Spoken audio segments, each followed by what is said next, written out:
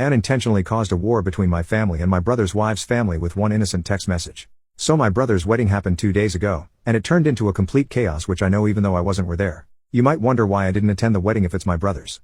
Well, it's because of his wife's family. He did send me an invitation to the wedding because he wanted me there, but his fiancée told him I couldn't attend because I had a boyfriend. You might be confused.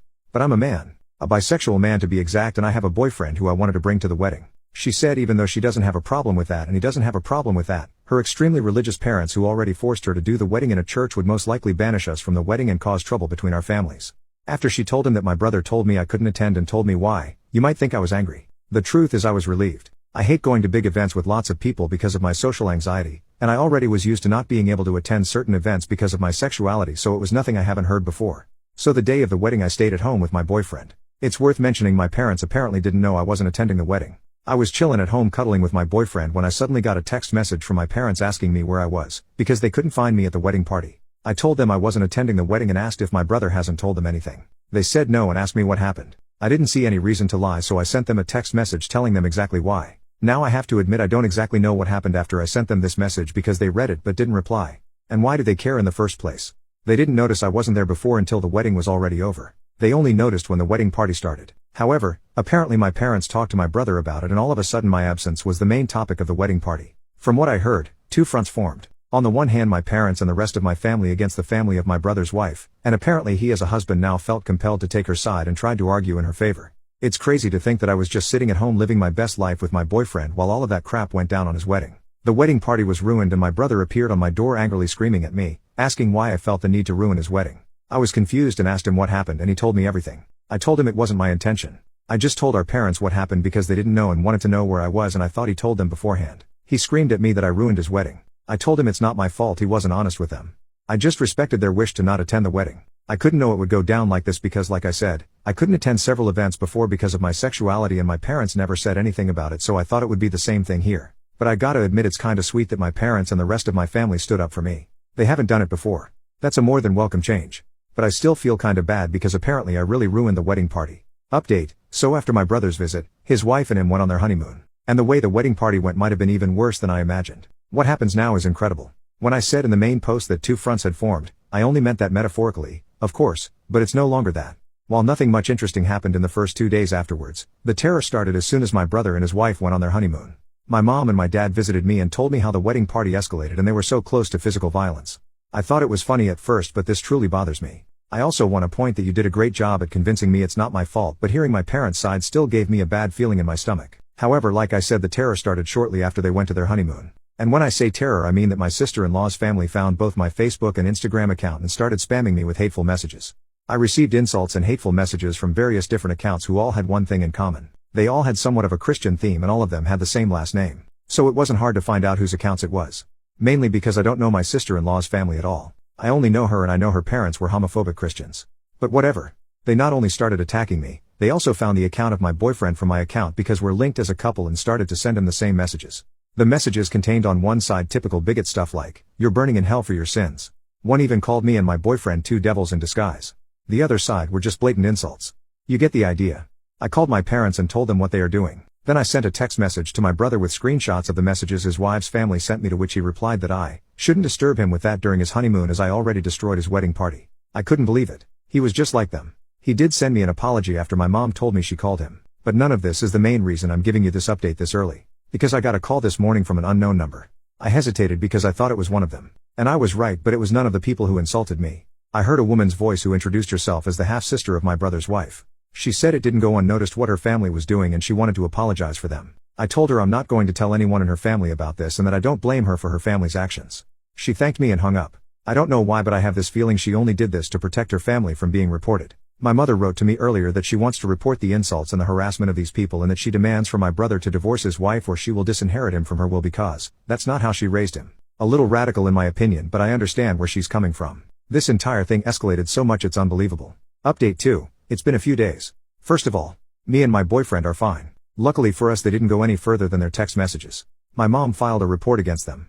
I don't know the current situation about that as I haven't filed the report myself. The reason I update you is a different one. First of all, one person in my sister-in-law's family is actually going to testify in my favor and against her family. It really takes courage to do so. It's the same person that called me in the last update. Somehow they found out that she is into women. No reason to hide it anymore. However, she said she's fine and is going to stay at a friend's house. I have so much respect for what she does. Imagine the strength you need to testify against your own family. I now feel bad for assuming she only called me to save her family from being reported. More importantly, what is the current situation with my brother? Well, my mom talked to him and told him to leave his wife or she will disinherit him from her will. He decided to stay with his wife and my mom made her threat come true. He's no longer in her will. My father did the same. When I visited them, I also told them that I wish that this entire situation went different. They assured me it's not my fault, but I feel like if it wasn't for me then my family wouldn't be ripped apart like this. Haven't talked to my brother since then. My boyfriend feels similar. He also told me he kinda feels responsible for all this chaos. I assured him it's not his fault. But honestly, I wasn't even sure if I could say this in my position. On the other hand, it was my sister-in-law's family's bigotry that ruined everything, and everything would have been fine if I could have just attended. But now it's time for me to grow distant to this situation. We see what the report will do. I followed your advice to document everything. The insulting and harassing messages continued until 2 days ago. So I have much to say about them. Unfortunately, homophobia is still very much normalized in our society. I already said it in a post in my profile, but the reason I'm so calm and casual about the situation is the simple fact that I'm used to situations like this. They don't get to me anymore. If I let any insult get to me, I wouldn't make it for a long time. It's a coping mechanism. I've been into situations where I was sent to the hospital because I kissed my boyfriend in public. So insults and harassment like theirs is nothing I haven't seen before. Final update. So last time I told you my mother was pressing charges against them, and to my surprise we won. They weren't going to jail or anything, but they had to pay for their actions. Literally.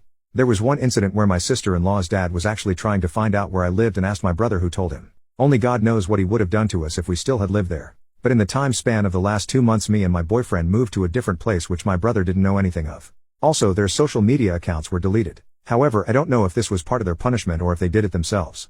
My mom has also carried out the threat towards my brother and disinherited him from her will. After he came back from his honeymoon, he begged her to put him in again. She said only if he apologized to me. She invited me and my boyfriend over and my brother sat in the living room with this mad look on his face. She made him apologize, but I didn't accept this apology because I could tell it wasn't sincere. He did it because he had to and not because he was actually sorry. I told my brother that I am disappointed in him for who he became. Before that we had this huge bond, usually never judged each other for stuff like this, and all of a sudden he has such a problem with me having a boyfriend. I just don't get it. I told him that I miss the old him. He didn't respond to anything. He just sat there quietly staring at the bottom. After I finished, he just got up and left. This was the last time I spoke with him, and it's already been a few weeks since this happened. My parents paid much more attention to the discrimination I face since this incident. They wanted to learn more about the problems I face as a queer person. I really love them. My dad even got a bisexual pride flag for me and asked if he could hang it in our bedroom. I love that I have such great parents.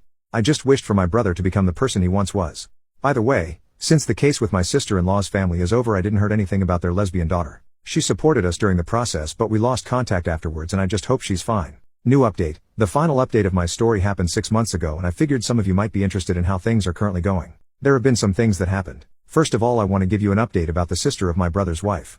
Around 2 months after my update, she texted us and asked if she could come over. We talked for a while and I was relieved to find out that she is fine. She said that she moved in with her girlfriend when the case was over, simply because her parents and the rest of her family had disowned her and threatened her with physical violence if she dares to return. However, the relationship with her girlfriend ended after a while, and she asked us if she could stay for a few days until she found something. She stayed with us for 2 weeks.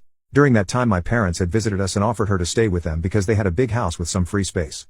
She stays there currently because she wanted to study, and my parents had no problem with letting her stay a little longer. Me and my boyfriend also help her out financially a little bit. We included her into several different celebrations such as Christmas and New Year's Eve, and I feel like she is the sister I never had. What's probably more interesting for you is how my brother is currently doing. The truth is, I don't know exactly. We haven't talked since the apology. However, he actually tried to attend our Christmas celebration party, but the moment he appeared, my dad kicked him out and said that, and I quote, "This homophobic rubbish is no longer allowed in my house." I love him. Oh, by the way, of course, both went through with disowning him. My boyfriend and I are still together, and I feel like he might be the one I want to marry. This entire situation made our bond so much stronger. I plan on proposing to him, but there are so many ideas floating around in my head for the proposal that I can't really decide which one. Also, the social media accounts of my sister-in-law's family had disappeared entirely. All of them, but I assume they already made new ones under a new name.